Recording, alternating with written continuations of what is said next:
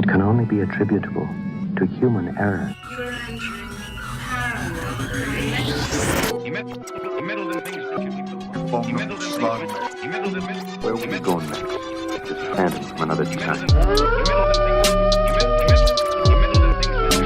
No one, Mr. Muller.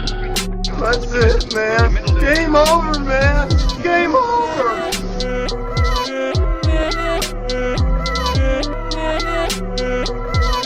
That is one big pile of shit. Hi, I'm Alex Daikaiju. To my left, Jasmine with and across, Eli Watson. and we are Cryptid Campfire. Today we are very privileged to have a special guest on our show. I started as a fan and have been blessed to know this guy for about 8 years now. Please welcome paranormal investigator and television personality Nick Groff. Hello. Hey, how's it going? Hi, Nick. It's Good, so... good. You having a good night so far? Yes, it's actually so crazy to be sitting here with you on the phone on our own podcast. I never thought this would be a thing that happens. Technology is crazy these days. I It's know. like we can be in separate parts of the world and communicate. It's not like the old days where we have to send notes on pigeons, you know? Exactly. So, Nick, your interest in the paranormal field doesn't stop at just ghosts. It carries into all aspects of the paranormal, including cryptids and ufology. So, we'd like to start our conversation by asking you, what is your favorite cryptid and why? Yeah, I mean, it's a great question because I grew up actually just fascinated by UFOs and aliens when I was a little kid. I was that weird kid at 13 with a map trying to sketch out how I'm going to get to Area 51. My dad thought I was crazy. And I used to listen to Art Bell on my little boombox radio. And it was interesting because my sister's godparents, one of his dads actually helped build the bunkers out at Area 51. So they would talk to me all the time about when they were kids, sitting up on top of their roofs and watching the testing of the nuclear bomb and all that stuff go off in Nevada. So it's very bizarre, kind of an upbringing I had. And, I got cryptids and stuff like that, monsters and all sorts of weird stuff like Bigfoot and stuff. When, as I grew a little bit older and started to understand it a little bit better. But yeah, I started with UFOs, just fascinating. Going over to my grandma's house, hearing the stories and hearing the ideas and theories and all sorts of just different experiences people had in New England where I grew up. So, I don't know, for cryptid, I would say, interesting enough, I find it sounds just kind of funny, but I mean, Bigfoot just fascinates me, I think.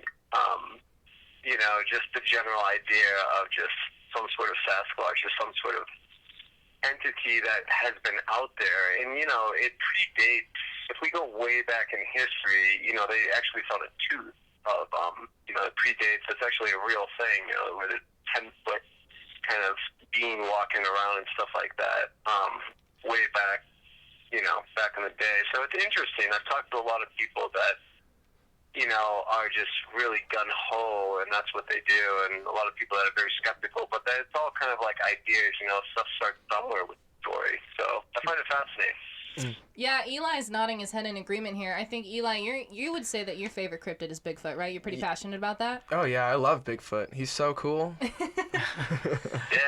Remember Carrie and the Hendersons? Remember that film? Oh, I love that. That's what made Bigfoot cool, I feel. When we were it's 80s and 90s. When I grew up. We actually watched that movie together and did kind of a movie review episode for our podcast, so we recently watched that. Yeah. So it's a funny film. It doesn't age so well. I know it's kind of funny. It's like what was that other movie?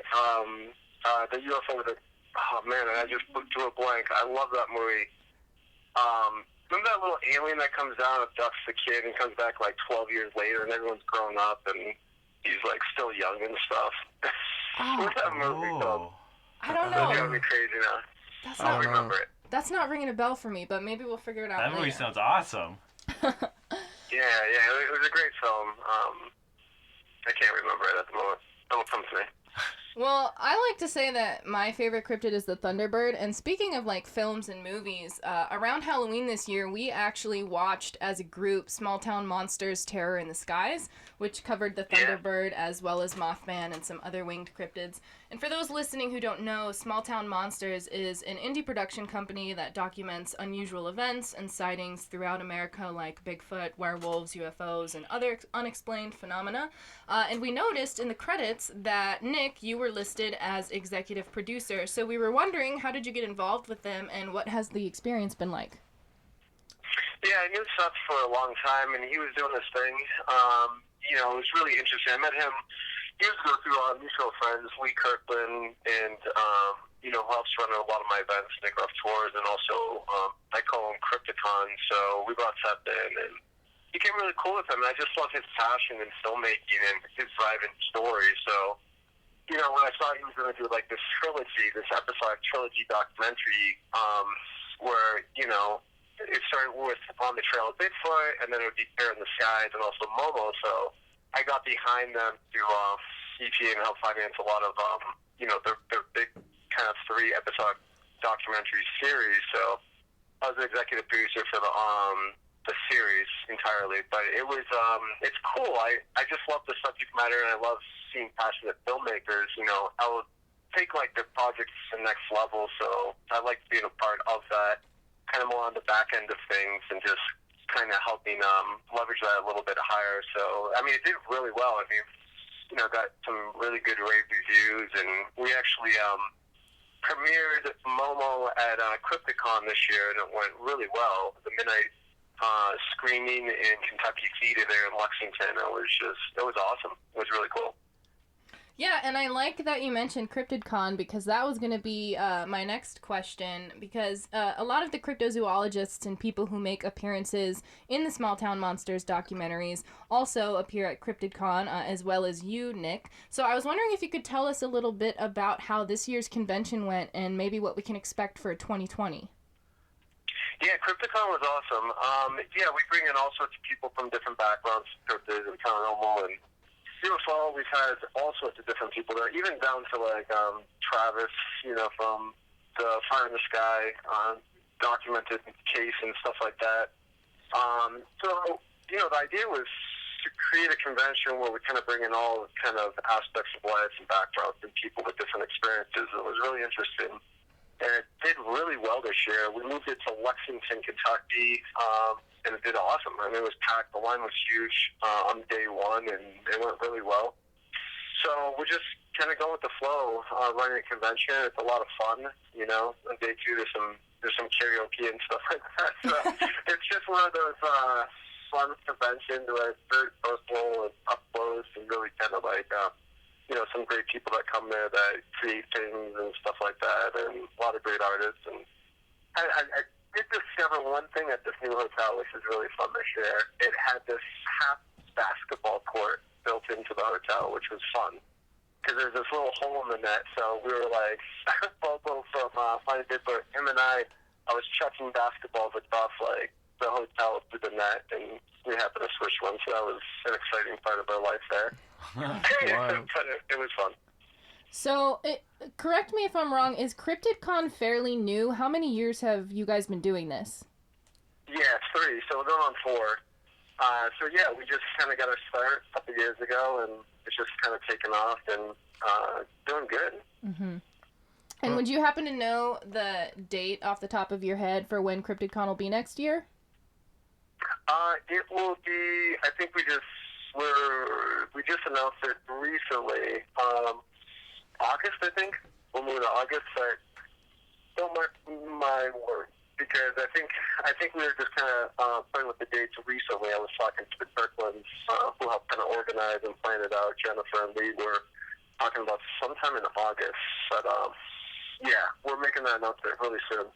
Yeah, it looks like maybe August 7th through 9th in Lexington, Kentucky. It looks like what the website says right about now. That sounds about right. Oh, yeah. You know it better than I do right now. I've been all over the place lately. Nick, going back to that movie you were talking about earlier, I think it's called Flight of the Navigator? Yes. Yeah. Flight of the Navigator. Remember that film? What? I don't, because I've never seen it. Oh man, you guys gotta catch up. You'll love it. Flight of the Navigator is about this kid who goes adventuring out to the woods, right? And then he kind of stumbles, whatever, falls down, and then parents can't find him. There's something like, I think it's like 20 years or something goes by, and everyone's older, he's grown up, and then he comes back, and it's awesome. It's a fun film. That sounds When I was a sick. kid, I remember like films like that, or The Never-Ending Story, or stuff like that. I really like Goonies, and those films were great. Yeah. So we've got a little bit of time before Cryptid Con rolls around next August, but more recently I've seen you posting a lot about your participation in physical training, running races like Spartan Beast, and working with the Lost Limbs Foundation, and we think it's really cool when we see people in the paranormal cryptid field pursuing other passions and hobbies. So can you tell us a little bit about your new project that you have coming up called Unlimited Journey? Yeah, so Mike Coach, who's with the Lost Limbs Foundation, he called me at the beginning of the year, I think it was. And I've known Mike for years now. I brought him into the Groff tour, and, he does a lot of the charity, raising the money for kids with amputees to try to, raise money for prosthetics and stuff. So all the money goes to the kids. And I worked with him for a while through the years and helped raise money. But then he called me, and he wanted to challenge himself just in life in general, just with, having one leg and trying to conquer something and push himself to show others, like kids, that he can, if he can be this kind of working force in a positive mentality, then people look up to him, say, not to give up, So he called me up, and he's like, I want to climb a mountain. I was like, all right, let's do it. So, we started talking, and I said Mount Washington would be the perfect place, and it's a challenge. So we just started training and stuff, and that's kind of what it started as. And then I had Jeff Aldridge come down, film the whole thing, and we filmed everything. And basically, I said, man, this is so amazing. I want to turn this into an episodic series. So we came up with the title Unlimited Journey, and basically now we pick like crazy challenges to try to put ourselves to like the test, physically and mentally, to see, how we can push ourselves through these story-driven, action-packed like episodes. And at the same time, all like the money that we're raising with Lost Limbs Foundation to promote that in accordance with what we're doing with everything else, it just helps, raise more money for the kids. So that's what we've been doing, and it's been doing really well. I mean, we raised a ton of money. We were able to get, I think, a little kid a new prosthetic leg, and people don't realize how expensive this stuff is. Like, one prosthetic leg could be like $70,000. And kids outgrow them like shoes. So it's just like crazy, the amount of stuff that it costs, and how, we've been helping big time. So it's been cool. It also helps me mentally, create goals for myself to push myself and challenge myself to see, how far I can go. So it's been really motivational. And where would people be able to watch these episodes? Yeah, so we just released the first episode of Mount Washington. It's up on VideSpace right now. It's VIDI.space. You can subscribe. There's a really amazing discount that was going on for the holidays, and it's a streaming platform. So if you have like Roku or Amazon, Fire Stick TV, iOS, Android, all that stuff, it's pretty much across all the streaming platforms. And also, if you have Amazon Prime, the episode will be up on Amazon Prime probably this week coming up. It was submitted, and we're just waiting for it to be up there. And then the second episode we just did was the Spartan Beast. So that was down in North Carolina. That was crazy. It was 14 miles and 30 obstacles in pouring rain and 40 degrees weather. It was like insane. And that was with Johnny Hauser. And we're releasing a trailer really soon here, coming up for that one, and that will be up there on the same sites too. Cool.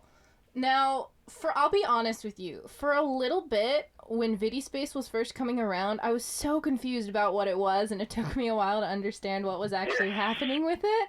But now that I know, can you kind of give us a look into how it was created? Because you're co-founder. So how did this idea come to be, and how did you get this streaming platform up and running on your own?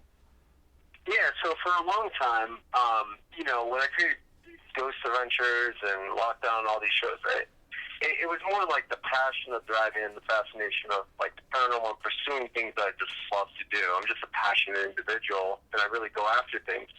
And it was like I had a lot of concepts, a lot of different ideas that I was, pitching to different networks across the board. I'm pretty much friends with everyone at all the major networks, and streaming back then was starting to become a big thing, like Netflix, and now we have Apple and Disney and all this crazy stuff. And I foresaw that happening about 3 years ago or so. But it started off as a simple idea of I wanted to create like a live investigation show where I can go in and just what you see is what you get with me, and it's just live. But then Elizabeth had a great idea. Elizabeth Singh was talking, and she said, "Why don't we turn it into an online streaming platform?" So she was actually that had the great idea about transforming kind of the concepts we were talking about, and she's just super intelligent about back producing like the elements of what we needed to do to create our own platform, because I was kind of in the position of sick and tired of giving great ideas to executives, like basically corporate people in suits, right? And we all have artistic great ideas, and giving those great ideas to people, and then people just not seeing it, or maybe it's not right for them, or whatever the case is, right? So I'm like, man, there's so many great independent artists out there that are doing great things, like you all, for instance, right? You have a great podcast, radio show going on, but it's like taking something that's great that you're passionate about and bringing that to the next level. So that's kind of how VideSpace was formed. It's like, Vidi is like, we came, we saw, we conquered, right? So it's like, here's this space way out somewhere else where we can all kind of come together, collab, and bring forth like great artists across the whole entire board, from film to music to independent filmmaking to whatever it is, paranormal genre, and so on and so forth. So it's kind of how it all started and transformed into this. It's a streaming network now. It's a streaming platform where we have pretty much everything. In comparison with like a Netflix, which is a bigger company, but we're building and we're growing rapidly, and it's going really well. Yeah, I think that's really awesome. And did I also read something about you guys have a film fest in the works? Yeah, we just launched that. We're really excited. If anyone knows me, you know me really well. For 3 years, ever since, even before Ghost Adventures, I'm a film fanatic. So, I mean, that was kind of my upbringing. Not a lot of people know this, but I made a little independent film called Malevolence back before I made Ghost Adventures, and it was at Cine Vegas Film Festival with Dennis Hopper when he was alive. And it actually screened next to Napoleon Dynamite when no one knew what Napoleon Dynamite was. Yeah, and I actually went to the theater. I was at the film festival for my film, and I went to the theaters and saw Napoleon Dynamite, and everyone's like, "Oh, this movie stinks." I'm like, "This movie's genius. It's going to be huge." It was like months later. I saw Eraserhead, which I don't know if you're familiar with, but Eraserhead is one of the greatest films David Lynch made. Yeah. So I saw that on the big screen, first time ever, and Dennis Hopper, David Lynch, and they were talking, and they went over in time, and I actually got up, me and my cousin, and we're walking out of the theater because we wanted to go see this other movie called Gozu with Miki Takahashi, who's an amazing film director. Yeah, the extreme one. Oh, dang. Yeah, it was the most epic film festival, honestly. It almost turned into a Sundance, but Dennis Hopper passed away, obviously, a year or so later after I made the film coming out of college, UNLV. It got selected, and it was cool. It was getting a lot of hype, and I was actually approached by like Lionsgate and all this stuff. And it's like I'm nobody back then. I was just a passionate filmmaker, and Lionsgate, like the deals were just awful. It's like, hey, let's just give me your film and good luck with your life, back then. And it was just really funny how the industry is. But I said no, and we dared it, and then after that I went on to do Ghost Adventures. So it was interesting how things kind of work out. But It's funny.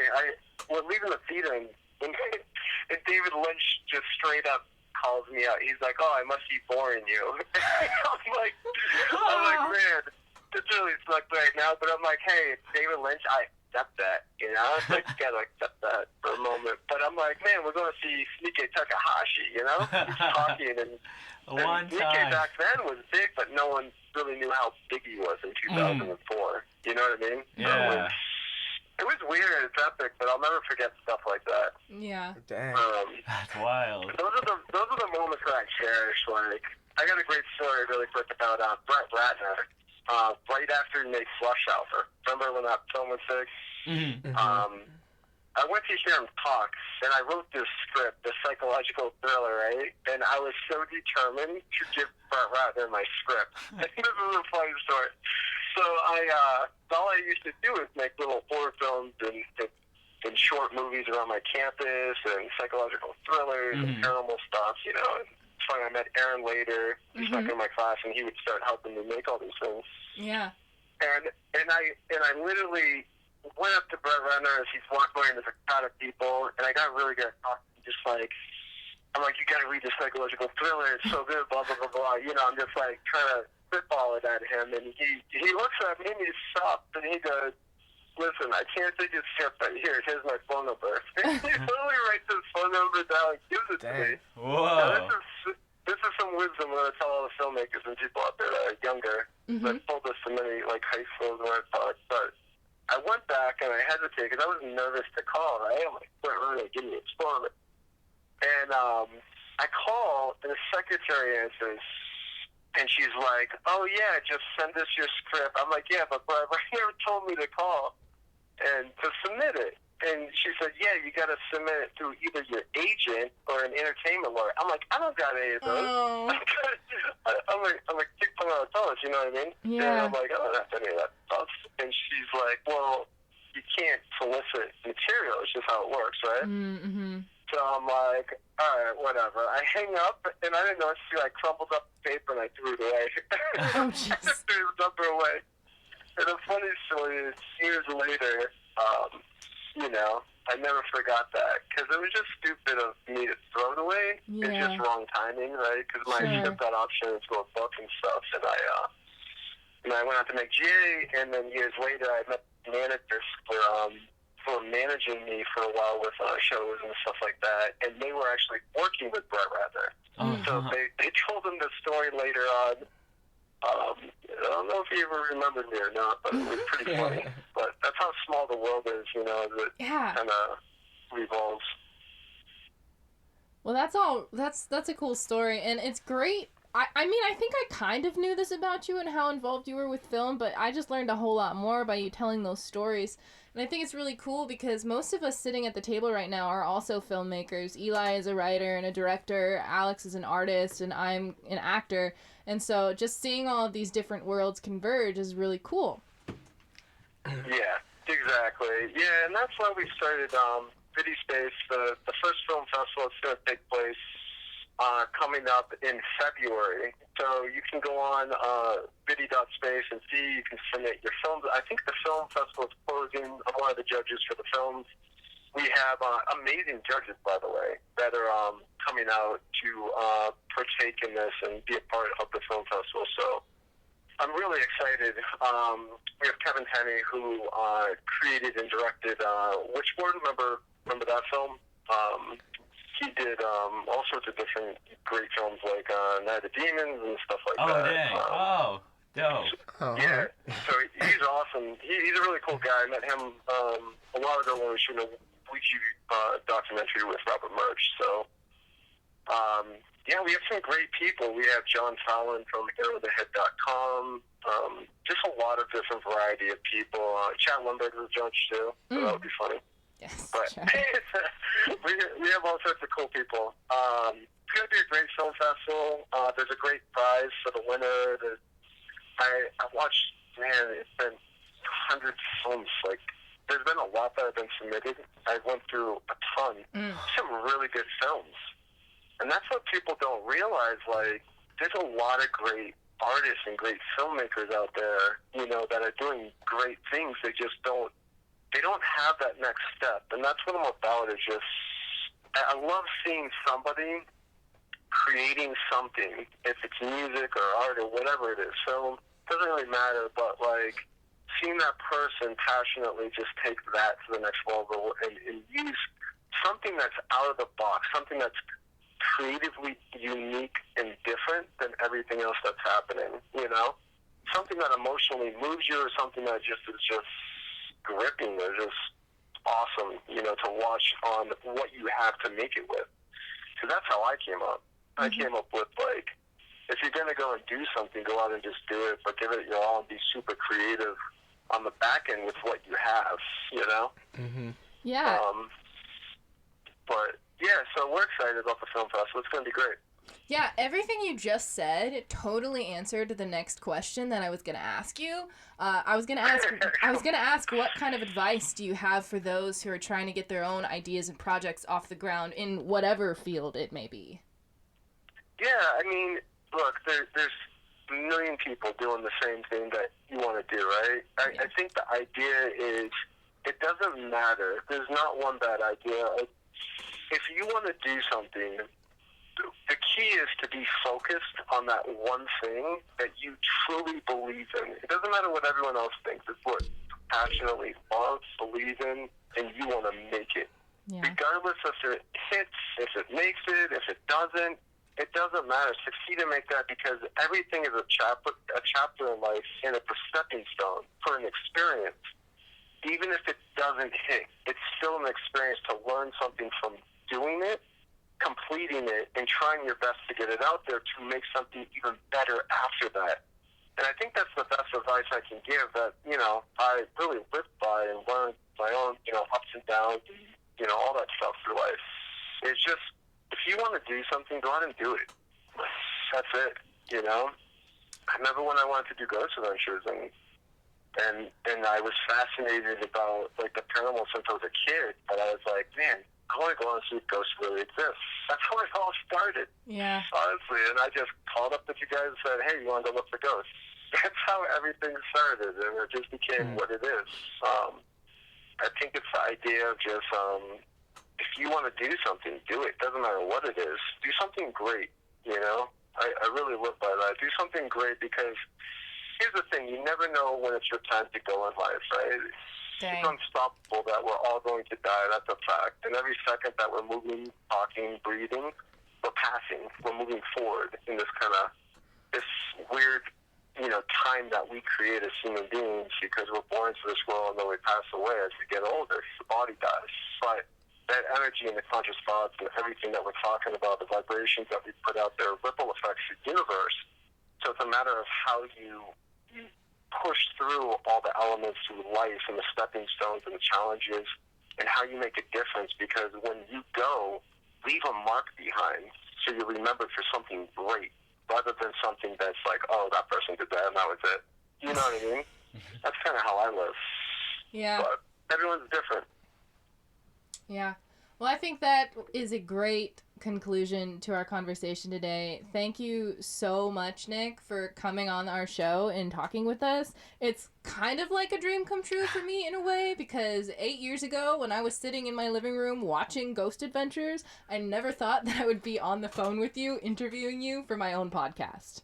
See, that's what's crazy about life. You never know when things come full circle, and I think it's great what you all are doing, and I can see that, you know, you guys are passionate about the subject matter and everything and your experience in it. So I wish you all the best of luck, you know, with the writing, with your films, with the acting, with the podcast, everything. I mean, I love seeing people succeed, you know. It takes a long time, but I think, you know, things are all part of the experience of life.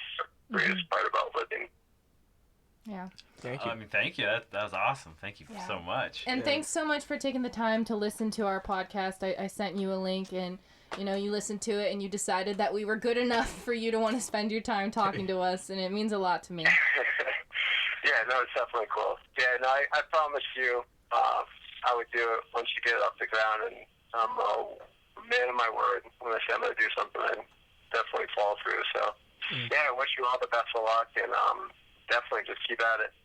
All right. Thank you, Nick. That's Nick Groff, everybody. Paranormal investigator, television personality, co-founder of VideSpace, joining us on Cryptid Campfire. You can follow him on all his social media. Log on to VideSpace, get that subscription going. Okay, so if I want to find you online, Alex, how do I find you? You can find me on Instagram and Twitter at AlexDaikaiju. It's Alex DAIKAIJU. And what about yourself? You can find me on Twitter and Instagram as well. It's Jasmine Maywith, JASMINEMAEWITH.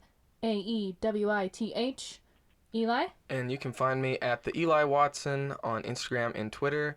And don't forget to follow the official Cryptid Campfire Instagram, Twitter, Facebook. We also have the official cryptidcampfire.com where you can get your official Cryptid Campfire t-shirt.